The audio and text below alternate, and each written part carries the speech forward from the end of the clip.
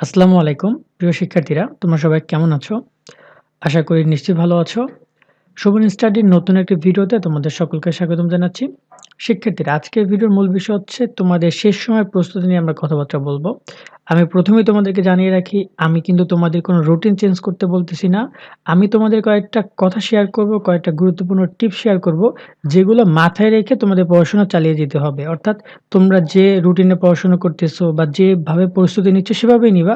But আমার এই বিষয়গুলো তোমাকে মাথায় রাখলে তুমি একটা ভালো রেজাল্ট করতে পারবা।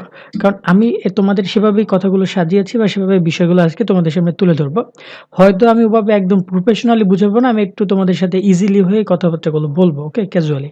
তো চলো বিষয়গুলো দেখে নিই। তার আগে একটি কথা বলে রাখতে চাই, তোমরা যারা আমাদের চ্যানেল এখনো নতুন, তারা শিক্ষামূলক সকল আপডেট তথ্য পেতে আমাদের চ্যানেলটা সাবস্ক্রাইব করে রাখবা। আরেকটা বিষয় অবশ্যই বলে রাখতে চাই, তোমাদের সামনে অ্যাডমিশন আসতেছে, অ্যাডমিশনের সকল তথ্যগুলো আমরা তোমাদেরকে দিব। সেক্ষেত্রে আমাদের সাথে থাকবা কানেক্টেড হয়ে। আর একটা লাইক দিয়ে রাখবা। ছোটখাটো একটা হলেও কমেন্ট করে জানাবা ভিডিওটি কেমন লেগেছে বা কোনো প্রশ্ন থাকলে কমেন্ট করবা।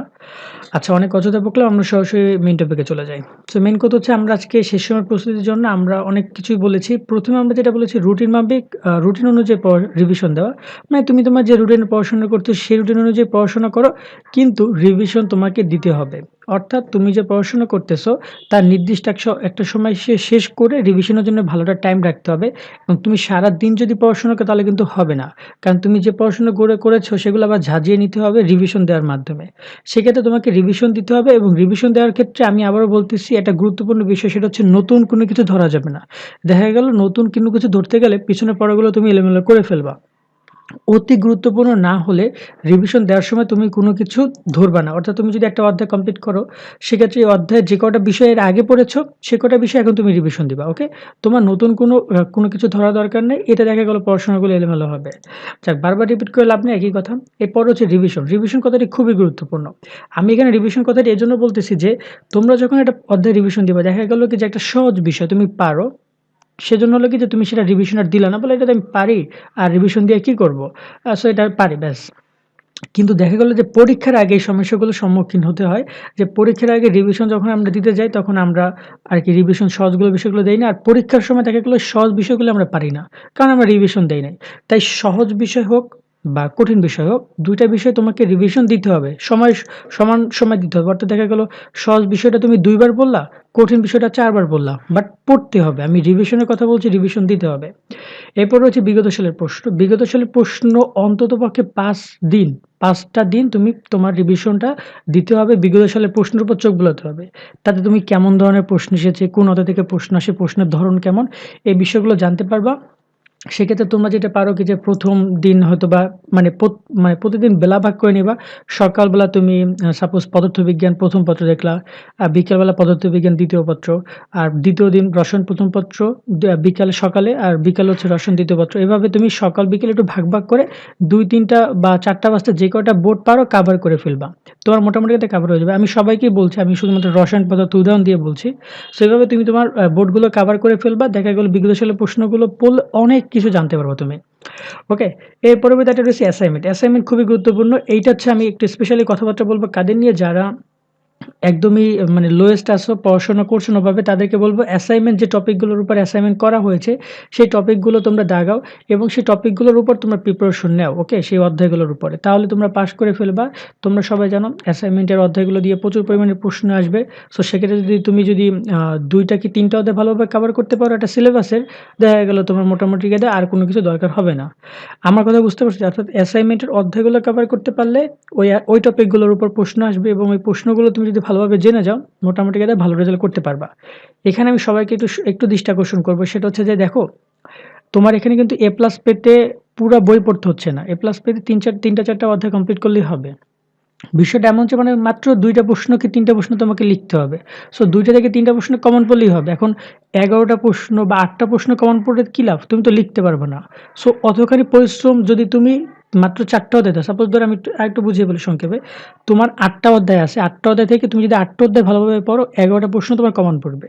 কিন্তু সেখানে ১১ টা প্রশ্ন কমন পড়ে তোমার লাভ কি? কিন্তু ওই ৮ টা অধ্যায় পড়তে তুমি যে সময়টা দিচ্ছ, ওই সময়টা যদি তুমি ৪ টা অধ্যায় দাও, তাহলে দেখা গেল তুমি ওইটা আর ভালোভাবে শেষ করবা। তোমার ৪ টা প্রশ্ন কমন পড়ল। ৪ টা প্রশ্ন থেকে তোমার লিখতে হবে ৩ টা বা ২ টা। সেক্ষেত্রে তোমার এ প্লাস পাওয়ার সম্ভাবনা অনেক বেশি। সো এক্ষেত্রে তোমরা অতিরিক্ত পড়া না পড়ে কাজের জায়গায় পড়াটুকু দাও। ওকে? মানে পরিশ্রমটা জায়গা মতো মারো। এইটুকু আমি বোঝাতে চাচ্ছি। আরেকটা বিষয় হচ্ছে পরীক্ষার বিষয় পড়া। মানে তুমি অন্তপক্ষে পরীক্ষার ৫ দিন আগে কি ৪ দিন আগে তোমার পড়াটা শেষ করতে হবে। শেষ করে পরীক্ষার যে পড়াটা আছে সেটা শুরু করতে হবে। এবং এক্ষেত্রে ২ বার থেকে ৩ বার চেষ্টা করবা পরীক্ষার আগে সাপোজ পদার্থবিজ্ঞান পরীক্ষা তোমার ২ তারিখে। সো ২ তারিখে চেষ্টা করবা যে তুমি অন্তপক্ষে ২৮ তারিখ তুমি সকল পড়া শেষ করবা। আর ২ তারিখের মধ্যে তুমি অন্তপক্ষে ২ বার থেকে ৩ বার পদার্থবিজ্ঞানটা কভার করবা। রিভিশন দিবা। এর পরবর্তীতে লেখা থেকে শুরু করে বোর্ড প্রশ্ন ছোট, ছোট অংশগুলোর মাধ্যমে কমপ্লিট করে ফেলবা পদার্থবিজ্ঞান ১ম পত্রটা। মানে আমি বুঝাতে চাচ্ছি পরীক্ষা অন্তত ৪ থেকে ৫ দিন আগে তোমরা বিষয়গুলো শেষ করবা রুটিনটা, এবার পড়াশোনা করবা নিজের মতো করে। আর শেষে একটা কথা বলব নিজে, নিজে পরীক্ষা দাও। এই পরীক্ষাটা খুবই গুরুত্বপূর্ণ। কেন বলছি শোনো। তুমি যদি নিজে, নিজে পরীক্ষা দাও বা বন্ধুদের সাথে নিয়ে এক জায়গায় বসে মডেল টেস্টের মাধ্যমে বেশ কিছু প্রশ্ন কমপ্লিট করতে পারো এবং সেগুলো যদি সলিউশন নিজে, নিজে খোঁজো, দেখা গেল পরীক্ষার সময় তোমার একটা আইডিয়া হয়ে গেল। আমি তোমাকে বলি তুমি এখনই আজকেই দেখা গেল যে তুমি যখন ভিডিওটি দেখছো তারপর একটা সময় নিলে আমি আজকে ১.৫ ঘন্টা বসে, বসে আমি ১৫টা নৈর্ব্যক্তিক দাগাবো বা ১২টা নৈর্ব্যক্তিক দাগাবো ১৫ মিনিটের মধ্যে। আর হচ্ছে ১ ঘন্টা ১৫ মিনিটের মধ্যে আমি ৩টা কি ২টা সৃজনশীল প্রশ্ন আজকে খাতায় লিখবো। এভাবে একটা পরীক্ষা তুমি আজকে দিলা, পরীক্ষার আগে ১টা ২টা পরীক্ষা দিলা। এতে দেখা গেল যে তোমার একটু হলেও কনফিডেন্স লেভেলটা বাড়বে। কারণ তুমি তো পরীক্ষা হলে একদম নতুন। তখন তোমার একটা হাত পা কাঁপতে পারে, তুমি একটা ভুল তৈরি করতে পারো, টাইমিং এ একটু ভুল আছে। হয়তো দেখা গেল একটা সৃজনশীল প্রশ্ন ৩০ মিনিট লেখলা, আরেকটা লিখতে হবে তোমাকে ২০ মিনিটে। কিভাবে সম্ভব? সো এই ধরনের বিষয়গুলো আছে সেগুলো তুমি যদি নিজে, নিজে পরীক্ষা দাও তাহলে সেই সমস্যাগুলো আর হবে না। সর্বোপরি তোমার কথা হচ্ছে তোমার নিজের প্রতি কনফিডেন্স লেভেলটা ভালো করতে হবে। তার জন্য নিজে, নিজে পরীক্ষা দেওয়াটা বাসায় বসে বা বন্ধুদের সাথে একসাথে বসে গ্রুপ ওয়াইজ পড়াশোনা করাটা অনেক গুরুত্বপূর্ণ।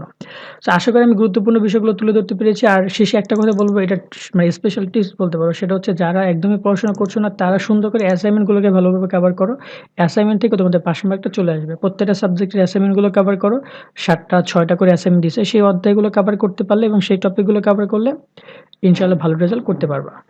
এই ছিল মূলত তোমাদের আজকের এই প্রস্তুতি নিয়ে সর্বশেষ আপডেট তথ্যগুলো। এরপর যদি কোনো কিছু প্রশ্ন মনে হয় আমাদেরকে কমেন্ট করতে পারো। আমরা তোমাদেরকে চেষ্টা করব সাহায্য করার। আর যদি কারো কোনো অতিরিক্ত প্রশ্ন থাকে আমাদের ইনস্টাগ্রামে নক দিতে পারো। সো আজকের মতো আমরা না হয় এখানে বিদায় নিচ্ছি। দেখা হবে অন্য কোনো ভিডিওতে। ততদিন তোমরা সবাই সুস্থ থাকবে, ভালো থাকবা। আল্লাহ হাফেজ।